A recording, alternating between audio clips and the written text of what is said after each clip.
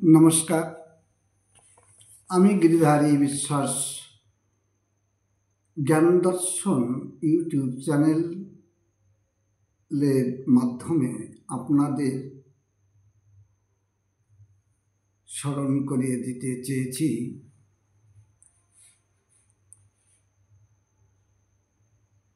স্বর্ণামৃত কাব্যগ্রন্থটি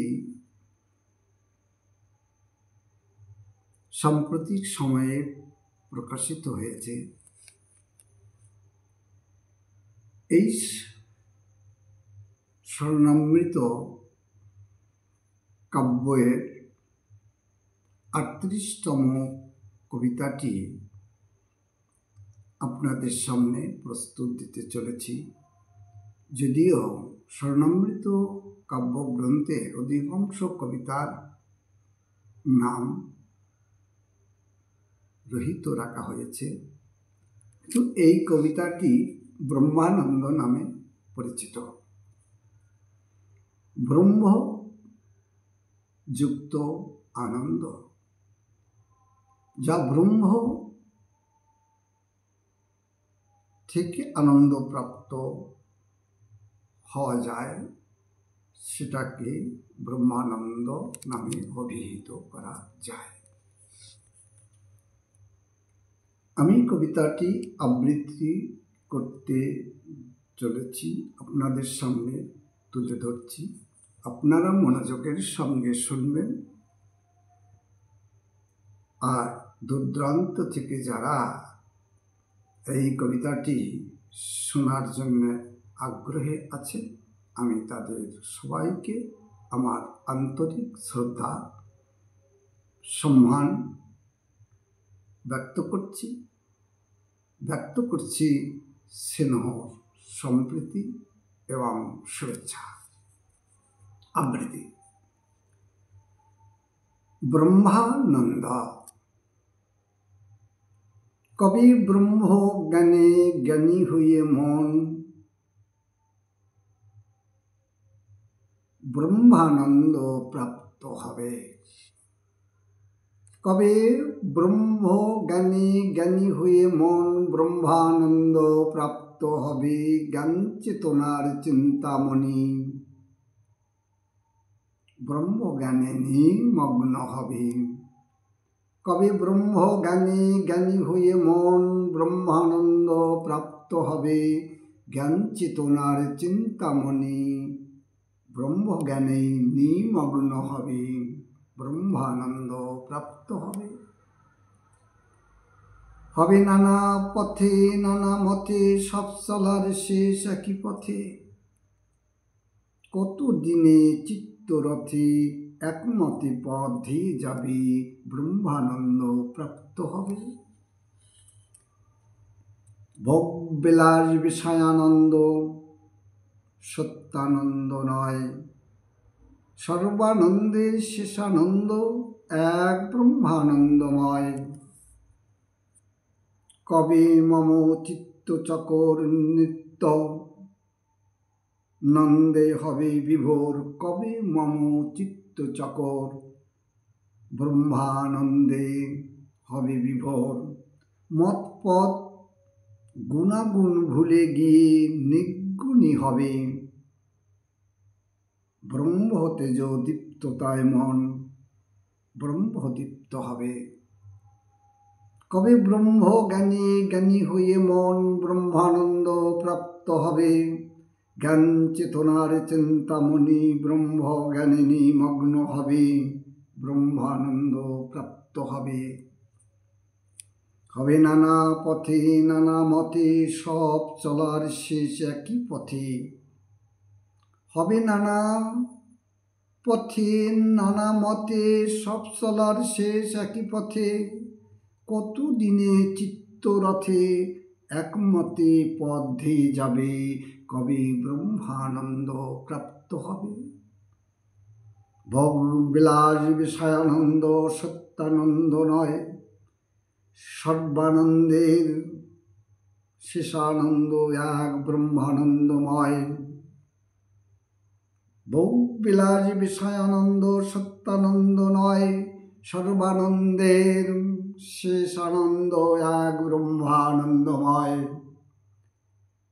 কবে মম চিত্ত চকর নিত্যানন্দে হবে বিভোর, মৎপদ ভুলে গিয়ে নির্গুণী হবে।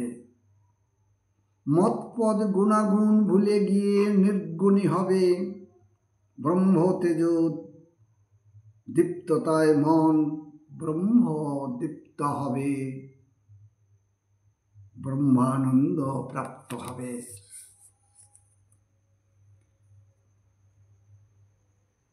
আমরা সৃষ্টি পরম স্রষ্টার পরম সৃষ্টি। পরম কথাটি অত্যন্ত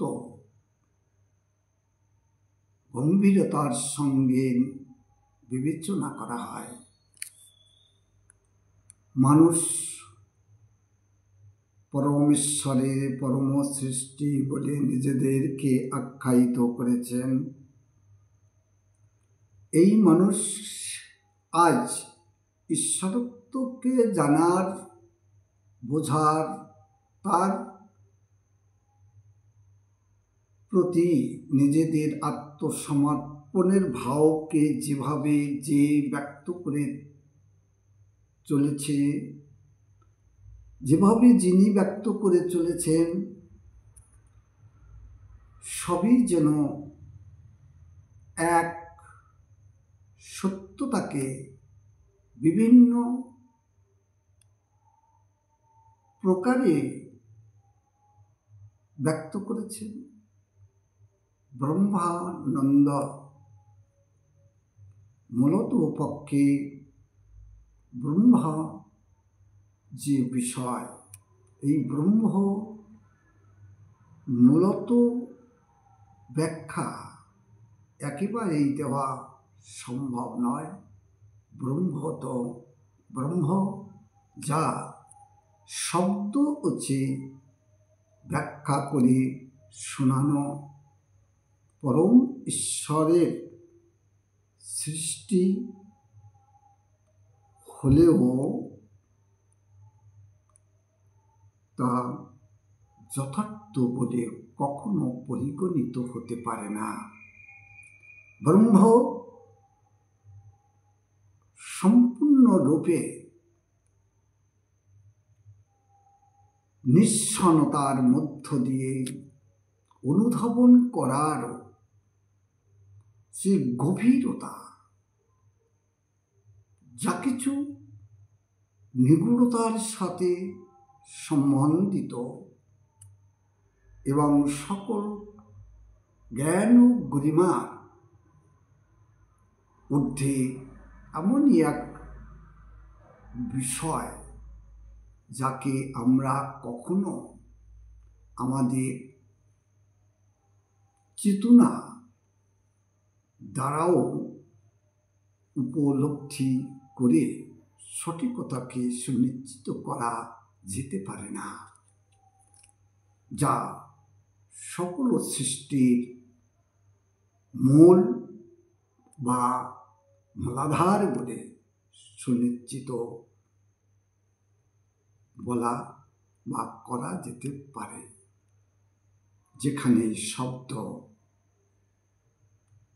নিষ্ক্রিয়, যেখানে শব্দ অপ্রতিভ, যেখানে শব্দ জ্ঞান দ্বারা তাকে কিছুতেই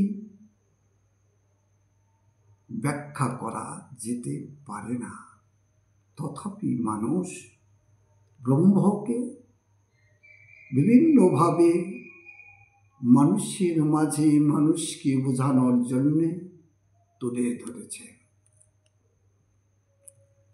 তো ব্রহ্ম যেহেতু নিঃসন্নতার আধারভূত, একমাত্র সব সাধনার শেষ সাধনাকে যদি আমরা নিঃসন্নতার সাথে নিঃসন্নতার মধ্য দিয়ে তাকে অনুধাবন করার চেষ্টা করি, সেক্ষেত্রেও ব্রহ্মানন্দ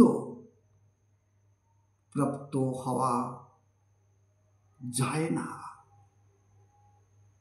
তাহলে ব্রহ্মানন্দ প্রাপ্ত হতে হলে সবথেকে প্রথম সব প্রকার শর্ত আদি থেকে নিজেকে চিরমুক্ত করা,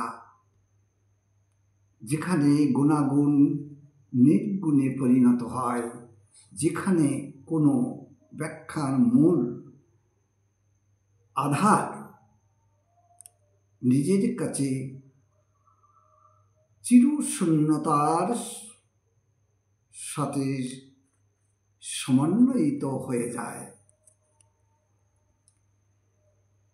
এই কবিতার মধ্য দিয়ে এই ব্যক্ত করা হয়েছে, কবে সেই ব্রহ্ম জ্ঞানে আমার মন জ্ঞানী হবে, আর জ্ঞানী হওয়ার পর সেই ব্রহ্মানন্দকে আনন্দের সাথে প্রাপ্ত হবে। কবে সেই ক্ষণ হবে যে জ্ঞান চেতনার চিন্তামণি ব্রহ্ম জ্ঞানে নিমগ্ন হবে? সেই ক্ষণটা কখন আমার জীবনে আসবে? হবে নানা পথে নানা মতে, সব চলার শেষ একই পথে। সব চলা বলার ধ্যান ধারণা জ্ঞান গরিমা যখন একমতে এক পথে এসে দণ্ডায়মান হবে, তখন ব্রহ্মানন্দ প্রাপ্ত হবে। আর সেই ব্রহ্মানন্দই হবে জীবনের সার, শেষানন্দ। জগতের মাঝে আমরা কত আশা বাসনা ভোগ বিলাসের সঙ্গে আনন্দকে উপলব্ধি করে থাকি। পাওয়ার মধ্য দিয়ে আনন্দ, তো না পাওয়ার মধ্য দিয়ে নিরানন্দ। ভোগ বিলাস বিষয় আনন্দ, এও এক আনন্দ, তবে সত্যানন্দ নয়। সর্বানন্দের শেষ আনন্দ এক ব্রহ্মানন্দময়। একটাই ব্রহ্মানন্দ, যে সব আনন্দের শেষ এক আনন্দ, ও হলো ব্রহ্মানন্দ। কবে মম চিত্তচকর নিত্যানন্দে হবে বিভোর, মোর চেয়ে মন রূপী চকর। এ নিত্যানন্দে হবে বিভোর। নিত্য আনন্দের সেই আনন্দ ব্রহ্মানন্দ। আর সেই আনন্দতে যেদিন আপন মন চকর বিভোর হতে সৌভাগ্য প্রাপ্ত হবে, সেই হবে সর্বানন্দের সেই আনন্দ, যেটা ব্রহ্মানন্দ। মত পদ গুণাগুণ ভুলে গিয়ে নির্গুণী হবে, ব্রহ্ম তেজ দীপ্ততায় মন ব্রহ্মদীপ্ত হবে। একাধারে ব্রহ্মানন্দ, অপর দিকে ব্রহ্মদীপ্ত। তো মত পদ গুণাগুণ ভুলে গিয়ে নির্গুণী হবে, ব্রহ্ম তেজে দীপ্ততায় মন ব্রহ্ম দীপ্ত হবে। ব্রহ্মর যে তেজতা, অর্থাৎ জ্ঞানের যে চরম প্রখরতা, জ্ঞানের যে চরম স্থিতি, সে হবে সব প্রকার গুণাগুণ রহিত নির্গুণী স্থিতিতে তাকে উপলব্ধি, তাকে বোঝা, তাকে জানা। আর সেই জানার মধ্য দিয়ে জ্ঞানোদীপ্ততা নিজেকে উদ্দীপ্ত করা, আর সেই করাটা হবে ব্রহ্মদীপ্ততা। কবে ব্রহ্ম জ্ঞানে জ্ঞানী হবে, কবে ব্রহ্ম জ্ঞানে জ্ঞানী হয়ে মন ব্রহ্মদীপ্ত প্রাপ্ত হবে। জ্ঞান চেতনার চিন্তামণি ব্রহ্ম জ্ঞানে নিমগ্ন হবে,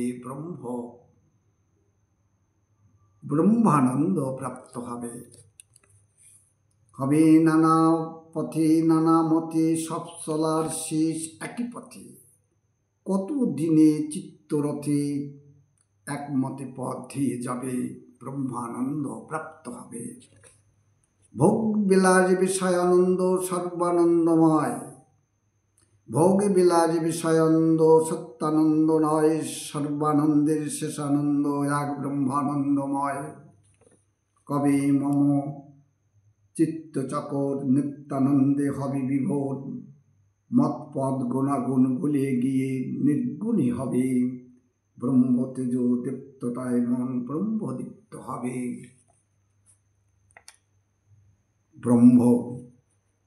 ব্রহ্মানন্দ প্রাপ্ত হবে। কবে ব্রহ্ম জ্ঞানে জ্ঞানী হয়ে মন ব্রহ্মানন্দ প্রাপ্ত হবে। জ্ঞান চেতনার চিন্তামণি ব্রহ্মজ্ঞানে নিমগ্ন হবে, ব্রহ্মানন্দ প্রাপ্ত হবে। ধন্যবাদ, নমস্কার।